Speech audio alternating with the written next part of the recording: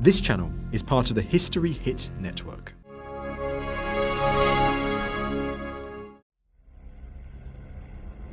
February 13th, 1950, the dawn of the Cold War. Off the west coast of Canada, U.S. Air Force bomber 075 is on a top-secret mission. Deep inside the bomb bay, weaponeer Ted Schreier is arming a Mark IV nuclear weapon when the mission goes terribly wrong. Captain, we got a fire on one. Shutting down number 1. Number 2's on fire. There's a 4-foot flame coming out of that thing. Shut down engine number 2. Roger. Shutting down 2. Without warning, 2 of its 6 engines erupt in flames. Inside the bomb bay, weaponeer Schreier struggles to safe the weapon as the B-36 begins to plummet from the sky. Moments later, the bomber suffers a crippling blow as a 3rd engine is engulfed in flames. We have 3 engines out. As 075 enters restricted airspace over Canada, the pilot orders his crew of 16 to prepare to abandon the crippled bomber. Crew of 17, fires on engines 1, 3, and 5. Ditching. Look for survivors of wreckage near Princess Royal Island.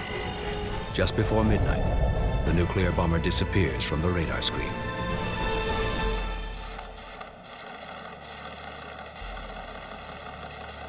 Minutes later, the Pentagon receives the code word that a nuclear bomb has been lost.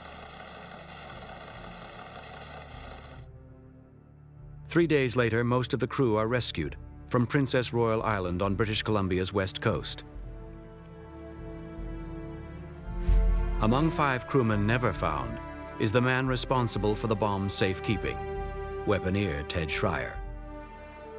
Official U.S. Air Force reports claim the bomber and her nuclear weapon are lost at sea. Now, more than half a century later, a leviathan of the Cold War emerges from the ice. The size of the debris field is just incredible. This is the center of where the plane was destroyed.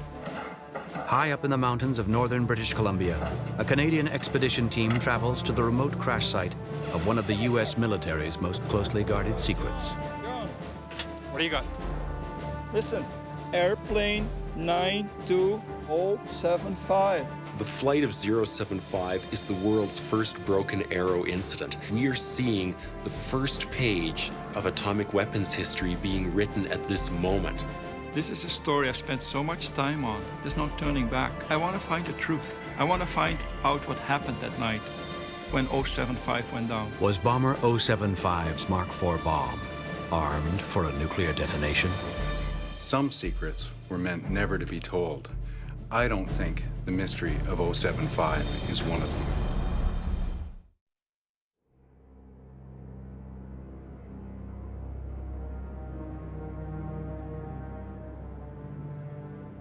For centuries, the native people of northern British Columbia have referred to the Kispiox Mountains as the hidden place. Here, concealed among rock and ice, is one of the most evocative stories of the Cold War. The final resting place of nuclear bomber 075, America's first broken arrow. It's a hostile world where high winds and unpredictable weather can roll in without warning. The story of bomber 075 and its lost bomb exists on the border of myth and reality. More than 50 years later, the U.S. Air Force refuses to comment about the incident. Survivors offer little about their 1950 top-secret mission or the campaign of secrecy that would follow. You don't want to make it possible for somebody that wanted to do damage to the country to maybe have some information that they could use. It's just better not to talk about things like that. Well, there's still things that I can't talk about, that I won't talk about. They do not destroy the birdcage. They do not destroy... 3 men have spent years trying to unravel the mystery. They're convinced the bomber's Mark IV was armed with a deadly plutonium core. Each is determined to uncover what happened to the nuclear material and have joined forces in the hope of solving one of the U.S. military's darkest secrets. There should be bone fragments. When the Pentagon releases its first report on the incident in the late 1970s, aviation writer Dirk Scepter is one of the first to read it. The U.S. military are still withholding a number of pages to be released or maybe never to be released. The core was a ball of plutonium or uranium or the site so far. Dr. John Clearwater is a Cold War historian and a leading nuclear weapons expert. Safe in terms of radiation. Assuming that a pilot did fly the plane there. Jim Laird is the group's B-36 expert. For Laird and the rest of the team, the mystery of what happened on 075 has become an obsession. This mystery really begins at the moment where the men got the signal to bail out over Princess Royal Island in the middle of the night. What is known from Air Force documents is that before the crew parachuted from the disabled aircraft, the autopilot was set to fly the empty bomber further out to sea. But mysteriously, 075 crashed high in the mountains north of Smithers, BC, more than 200 miles in the opposite direction of its last known heading. When the bomber was found, the U.S. Air Force immediately commandeered a hangar at the Smithers Airport to stage a covert mission to the wreck site. Shrouded in secrecy, the 1954 Air Force expedition includes a three-man special operations team, led by a local guide. Supplies, including a large quantity of explosives and a Geiger counter, are dropped near the crash site. On the third day, with bad weather setting in, the team retreats to a safe location and destroys the fallen bomber.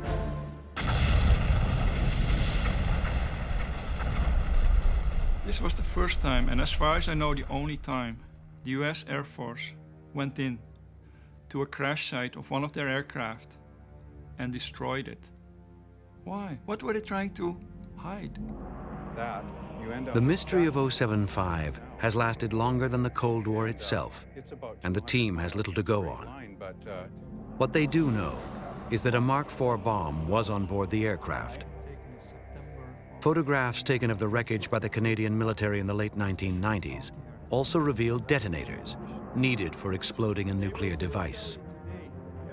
But the most significant evidence is the birdcage, a lead-lined container specifically used to carry the bomb's deadly plutonium core. For the team, they are facts that suggest the bomb was armed for a nuclear detonation. What happened during the world's first Broken Arrow incident? Was the Mark IV armed for a nuclear detonation before it crashed? Or did someone try to fly the aircraft and its atomic bomb to safety? Uncovering the truth won't be easy. And although the team may not agree about what happened to 075 and its lost nuke, they agree there is only one way to find out.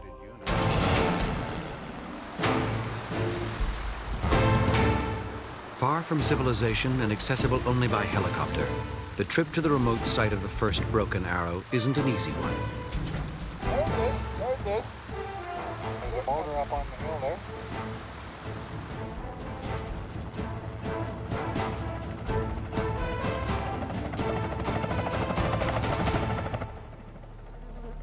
Strewn among ice and jagged rocks, the remains of 075 is a garden of twisted steel.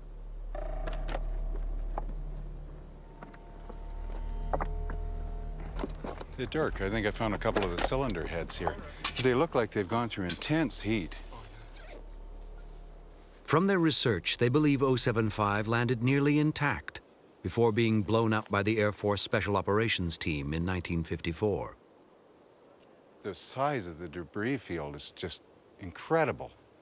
You look up on the hill there, and there's a propeller up on the hill, and it's so far away from us.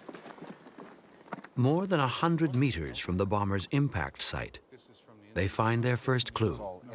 These big parts, heavy parts, are way down the crash site. To blow an engine this size apart, they must have used mega explosives in '54. The team is puzzled by the degree of devastation and wonder why the Air Force destroyed an aircraft lost in such a desolate place. It looks to me as though the entire aircraft has been rolled, or when the detonations took place, it flipped the entire section on its back. Might be just this section, this aft section of the fuselage that flipped over. It's upside down. The whole plane looks to be upside down. Although the destruction of the bomber would have required large quantities of TNT, there is no end to the amount of unused explosives scattered around the wreckage. Were the explosions in 1954 so massive as to throw a massive aircraft onto its back? I don't know what happened here. I think we're in a bit of luck, Jim. Right under here, there's the original painting, number 6, on the forward part of the nacelle here. This would have been the extreme outboard engine on the right-hand side of the aircraft. Which was running. Yes, it was, and it's now almost in the bomb bay. So how did it get here?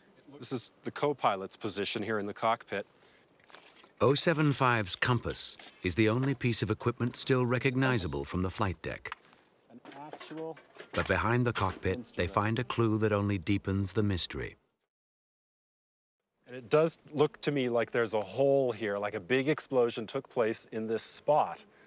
But what kind of explosion? In their search for the answers, the expedition will have only 3 days to investigate the shattered remains of the largest bomber ever built.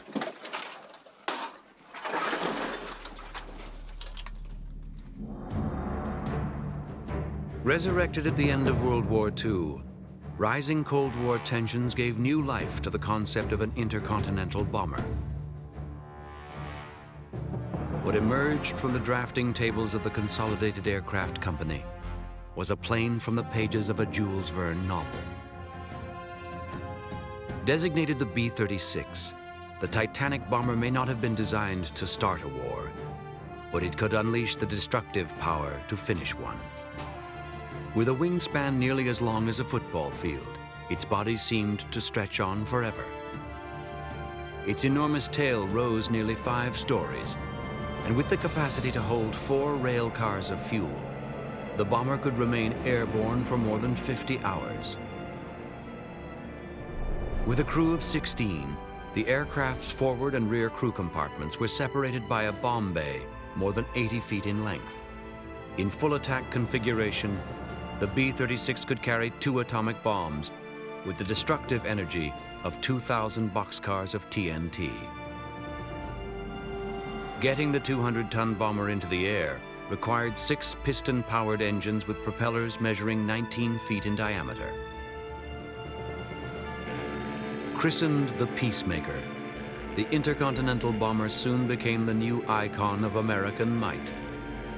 2 years after it entered service, the only thing it needed to fulfill its mission was an even more lethal atomic bomb.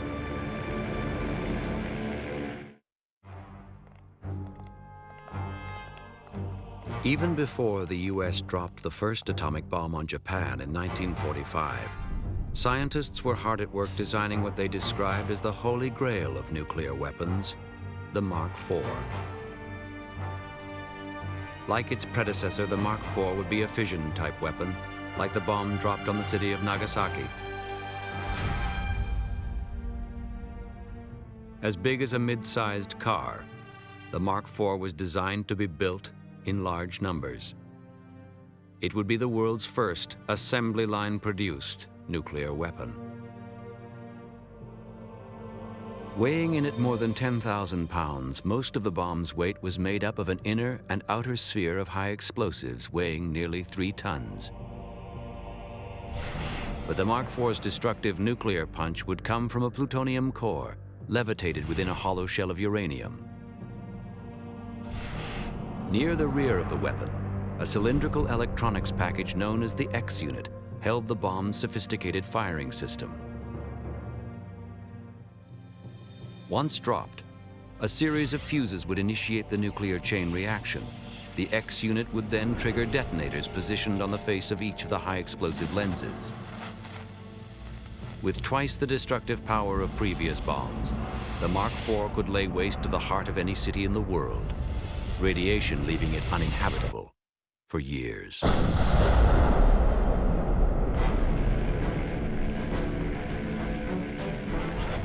After the US had shaken the world with its detonation of the first atomic weapons, the balance of nuclear power found its equilibrium. In the summer of 1949, with plans Soviet spies had stolen from the Americans, Russia detonated its first nuclear bomb. In response to the Soviet threat, the Air Force creates Strategic Air Command, or SAC. SAC's mission was simple and uncompromising: maintain a sufficient number of B-36s capable of leaving the Soviet Union a smoking, radiating ruin. To prepare for a potential nuclear showdown with the Soviets, SAC crews trained around the clock in full combat posture. 5 years after it began its battle with the Atomic Energy Commission, the Air Force finally received its first live nuclear weapon for training. It was a Mark IV, and it was headed for Alaska to be loaded on bomber 075. As Jim Laird hikes up to the wreck on the team's second day on the mountain, he finds a new trail of clues. Looks like a hatch cover, John. It's so hard for me to imagine somebody trying to jump through a hole this small in the mid-dead of night, middle of winter. Scattered among the rocks, the first evidence of 075's flight crew. Looks like a bunch of personal gear here. Several boots and a button here. Oh, look, Jim, it's rank badge. I think there was probably only one person on board that this luggage could have belonged to. That would be McDonald? Lieutenant Colonel MacDonald was one of the lucky ones. He got rescued. And the UTM coordinates. With the first archaeological permit ever issued by the government, the team will collect and catalog artifacts they hope will answer two unsettling questions. Was a plutonium core on board 075? And did Ted Schreier, the man responsible for the nuclear weapon, stay on board and fly the bomber to its glacier hiding spot? There's no end to the personal effects in here, or the operational ones. Dirk, oxygen hose. Well, I like to get my hands on Captain Schreier's stuff. Looks like deflector sight. Hey guys, I got one. Whoa. White parachute in perfect condition. Its silk is just as new. Near the pristine parachute, Scepter also finds an unused flotation device known as a Mae West. Without jumping to any conclusions, these two items indicate they hadn't been used, and which might indicate that one of the crew members didn't jump. In an effort to determine the Peacemaker's final heading, Jim Laird is high above the wreck trying to identify an engine that rests several hundred feet from the crash site. Wait a minute. Here on this piece of the nacelle, it says engine number 1. So that must mean the plane is right side up. And it came in facing east. That was the number 1 engine, and if I take a compass bearing back along this line, I should be able to figure out where it came from. So, if we look this way through that dip beside Mount Kologet and take a bearing from here to there, towards the southwest, the heading is 075. 075. 075. Laird and Scepter believe this new discovery adds another piece of evidence to their theory that a crew member stayed on board 075 in an attempt to save the birdcage and its plutonium payload. Incredible burn. The birdcage, which was used to carry the core, it should have been in this region. The photos, some of the recent photos seem to show it in this location of wreckage. There's nothing here in the area of the photographs. To Clearwater's disappointment, the birdcage used for transporting the bomb's radioactive core and the detonators for initiating the nuclear chain reaction are missing. It's a significant loss in terms of atomic history. This is the first broken arrow. We don't have these objects. With their time on the mountain running out, it's a huge blow to the expedition. If there was a core, the danger of this cannot be underestimated. There's enough power in this one core to level any city in North America.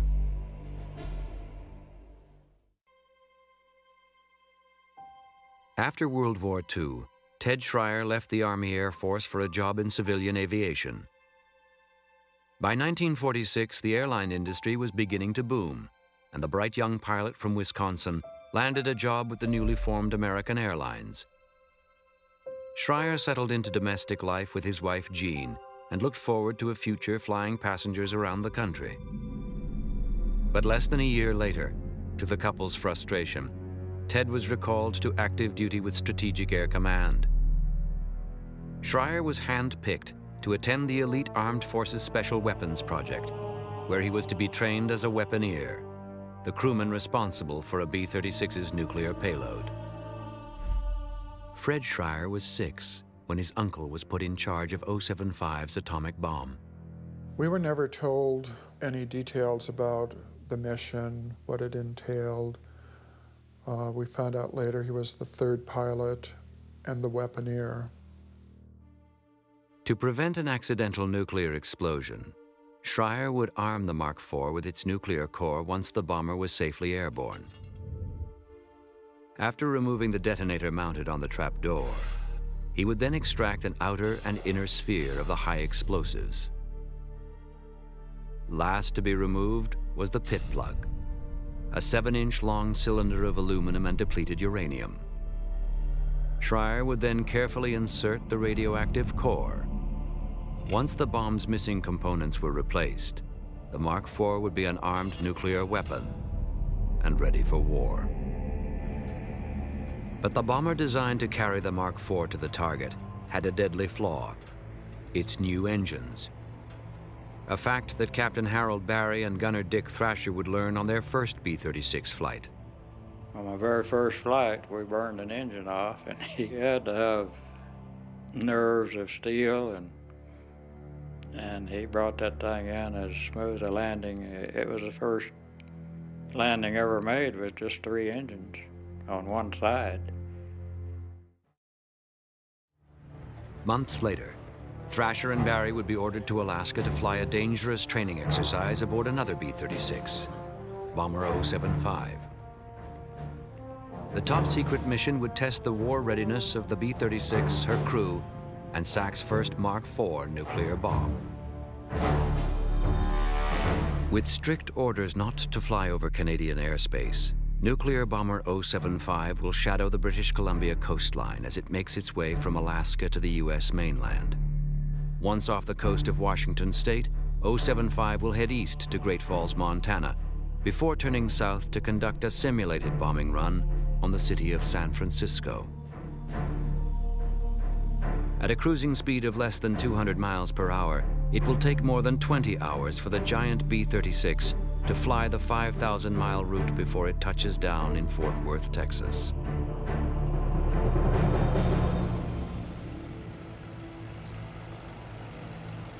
On the day of the mission, all is not well with the giant bomber. Despite severe cold and a host of mechanical problems, ground personnel are ordered to get the handicapped bomber ready for its simulated combat mission. They succeed in repairing a number of leaky fuel hoses, but 075's navigational radar is inoperable, and the doors of bomb bay number 2 are so badly damaged by ice they have to be wired shut.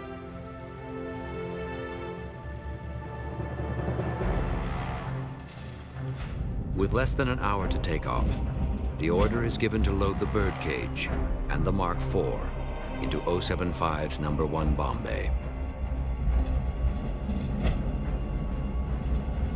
After 3.5 hours of pre-flight maintenance, Gunner Dick Thrasher boards 075 with trepidation.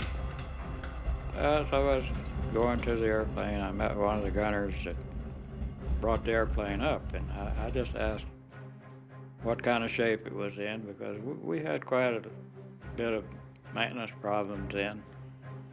And he said, well, oh, it's okay, he said, but it won't ever make it back. In the waning Alaskan twilight, the bomber lumbers into the air and sets a course for Texas, a route that will take 075 along the British Columbia coastline.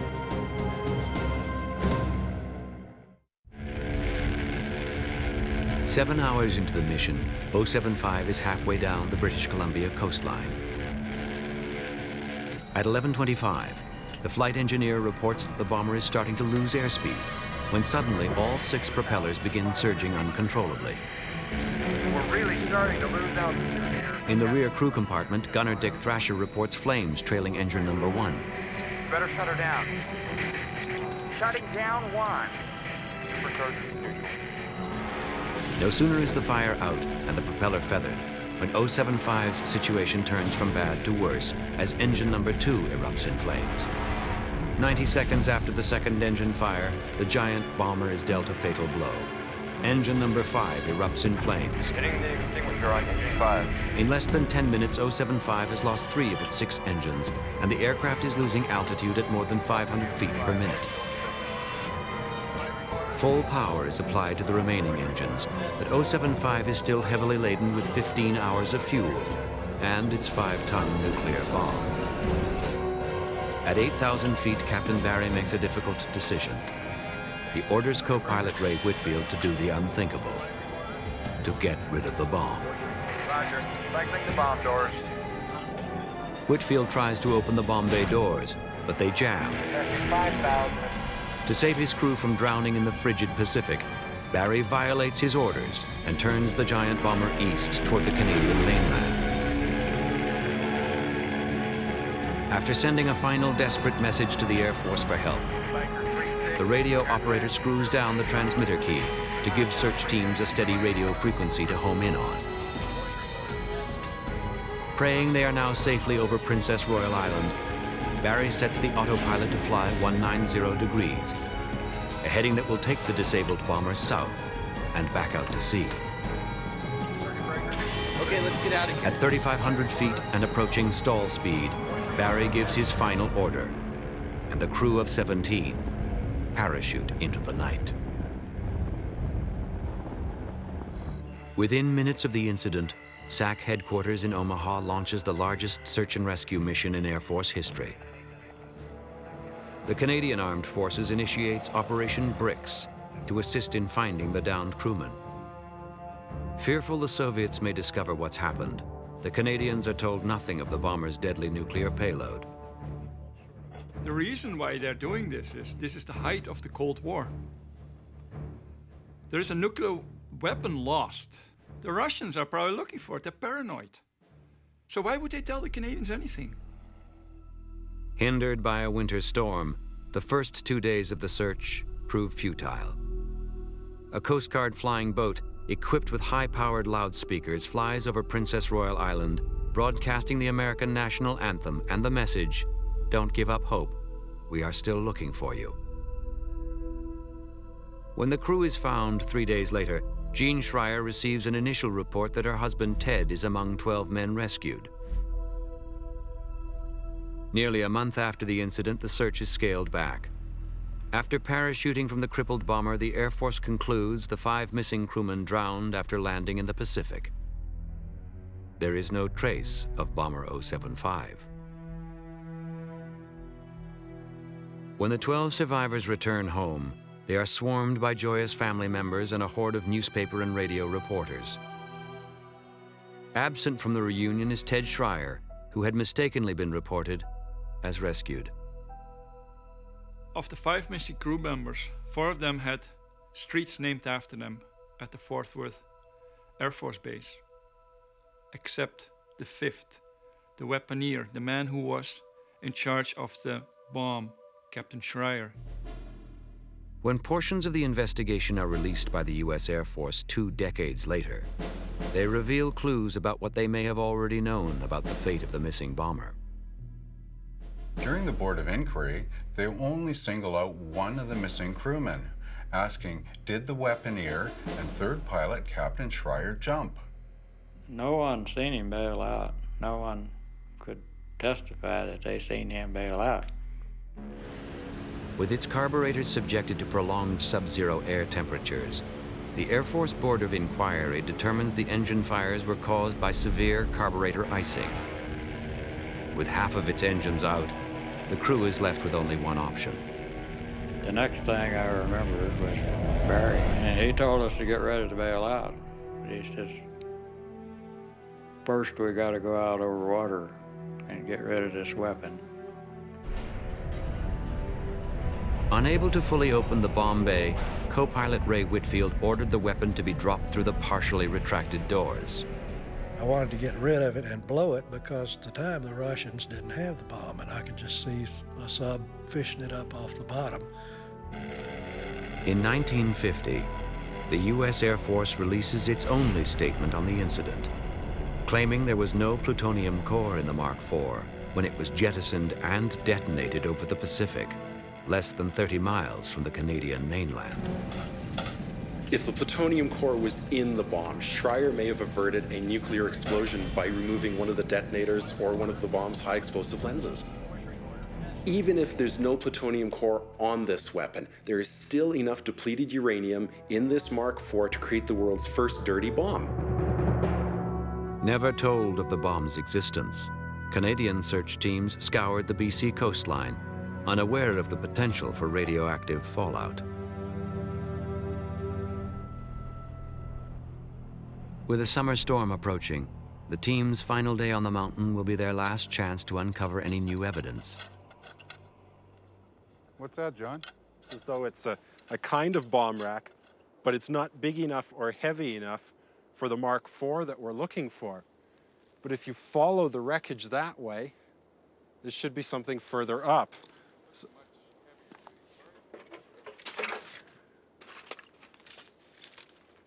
Oh, there's a clasp here. This was a heavy one. It could have been used for an atomic bomb. This is the huge chain winch for loading in a Mark III or a Mark IV. I think we have found the top of bomb bay number 1. It looks like it's been melted along with this large incinerated area around us. And you can see there's just incredible destruction here from heat. It's just been melted into slag. There's nothing left here at all. Laird scans for radiation around the crater. We've got something here that's a bit lively.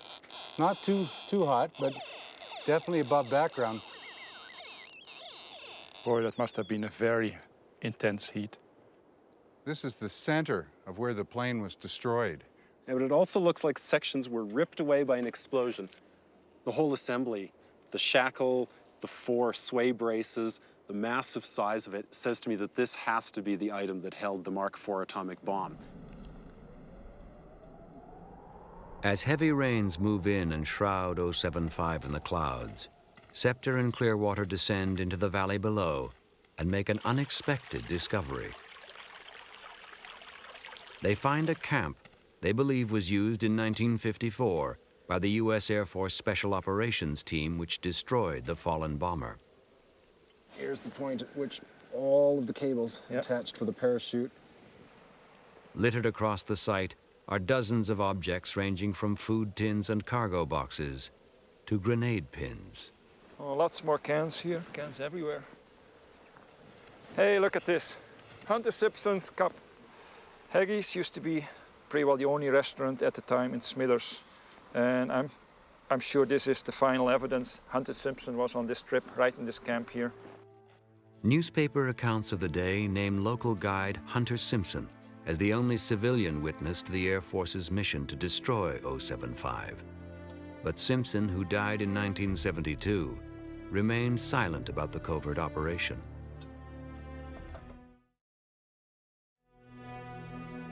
Unwilling to give up their search for new evidence, the team spends their last hour before nightfall on the ridge above the wreck.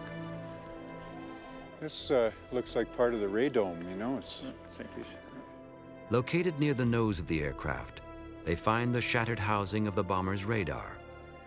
The radome was the part of the aircraft that would hit first. Probably hit right here on the top of this little ridge. It's here where Dirk Scepter believes Ted Schreier made his last valiant effort to save 075.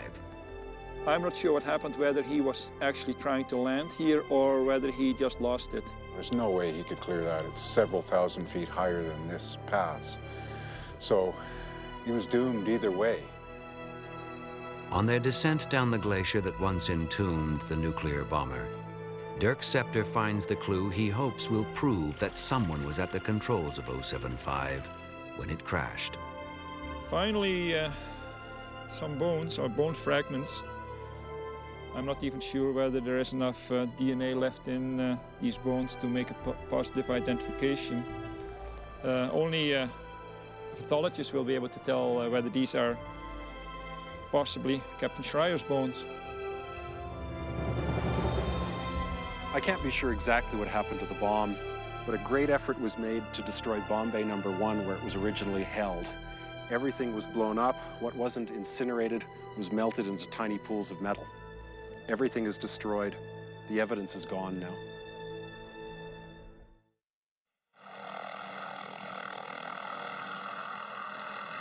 In the weeks following the expedition, John Clearwater finds the person who illegally removed the birdcage from the crash site in 1998. Within days of Clearwater's discovery, the U.S. Defense Threat Reduction Agency recovers the container for transporting the bomb's plutonium core from a treasure hunter in the eastern United States. Tasked with the role of safeguarding the U.S. from weapons of mass destruction, the agency releases no official report on the incident.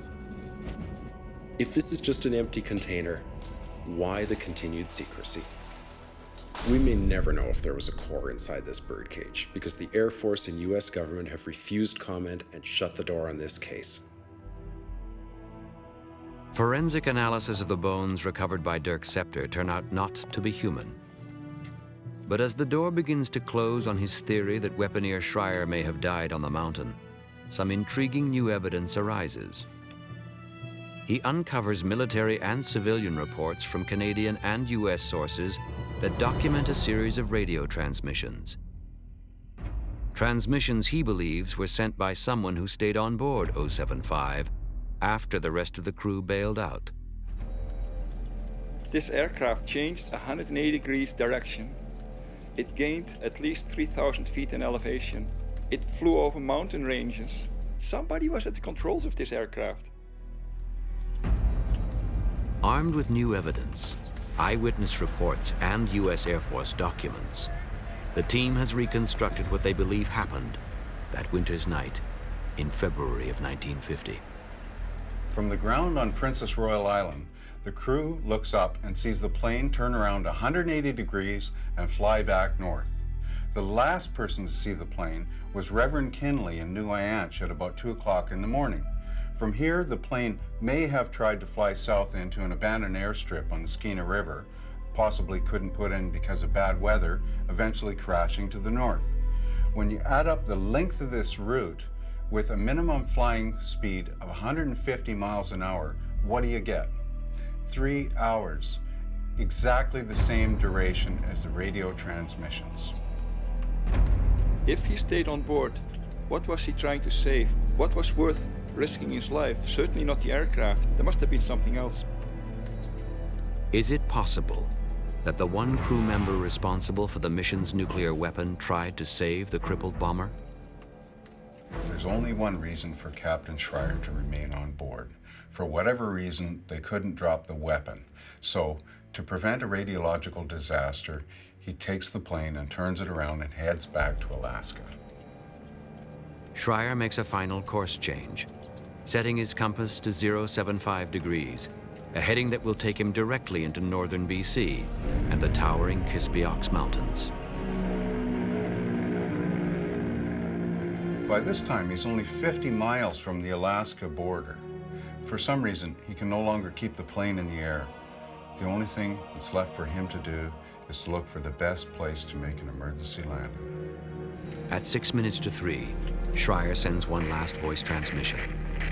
This is Baker 36, aircraft 2075.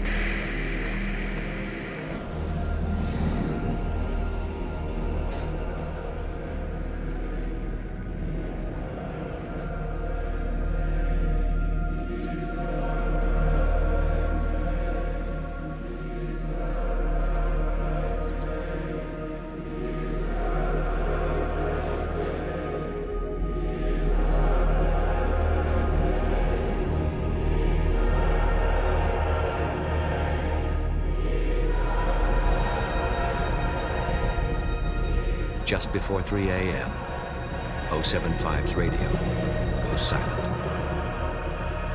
The bomber will remain here undetected for the next 4 years. When the U.S. Special Operations Team dropped all these explosives and supplies in there in 1954, why did they include a Geiger counter if they want us to believe that the bomb had been dropped over the ocean? There may really have been a live atomic weapon sitting up in the mountains in British Columbia, unknown and untouched for 4 years.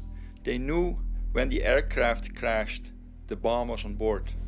When the team goes in, their mission is not to blow up the aircraft. Their mission is threefold. To recover the core, they took the remains of Captain Schreier and they blew up the bomb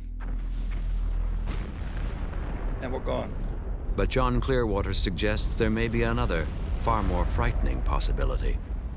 Maybe the simplest explanation for all the secrecy is that the crew of 075 dropped their Mark IV and there was a nuclear explosion out over the Pacific Ocean. And no one would have ever known that it happened.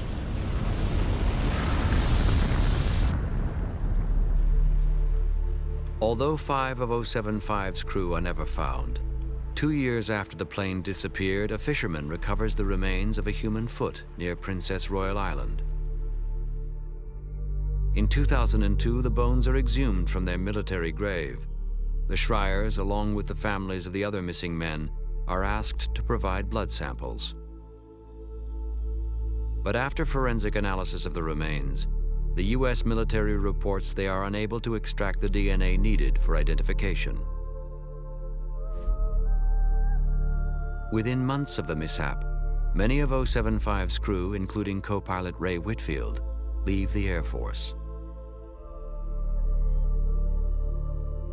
Among those who stay in the service are gunner Dick Thrasher and pilot Harold Barry. A year after their harrowing experience aboard Bomber 075, they are reunited on another training mission. Barry said, "Is Thrasher going with us?" Well, I answered. I said, "Yes, Thrasher is going. This is his crew. He flies when they fly." Barry said, "We're bound to have trouble." That's the last words I heard out of Barry. Hours later, Captain Barry is killed when a fighter plane crashes into the cockpit of his B-36. As the bomber disintegrates in midair, Dick Thrasher manages to jump clear before it smashes into the Oklahoma countryside. It seemed like there was something wrong with Barry and I flying together because we always had trouble. By the end of the 50s, the arms race claims the B-36. True to its namesake, the Peacemaker is retired without ever dropping a single bomb in combat. Just 3 years after it entered service, the Mark IV is removed from the U.S. inventory and replaced by a host of more powerful nuclear weapons. Although 075's Mark IV is classified by the Pentagon as its first broken arrow, it's by no means the last. 9 months later, another crippled bomber detonates a Mark IV in a non-nuclear explosion near the town of Rimouski, Quebec. 3 decades will pass before the U.S. admits to losing another 60 nuclear weapons in major accidents around the globe. Now a national heritage site, the looting of the wreckage of 075 continues, perpetuating rumors about the recovery of human remains and Ted Schreier's dog tags. For me, more than 50 years of secrecy, misdirection, and misinformation by the Pentagon can mean only one thing. Something happened that night. There's some dark secret that they don't want anyone to know about. For the families of 075's crew, they are left with only memories and more unanswered questions. I don't know why all the secrecy. What could be so important? It seems like a cover-up when the families are not told what happened. What harm would it do to open the books and supply us with answers to the questions of what really happened 50 years ago? Like the remains of Bomber 075 concealed under deep winter snows, the truth about what happened that night to her missing crew and the world's first lost nuclear weapon may remain hidden forever.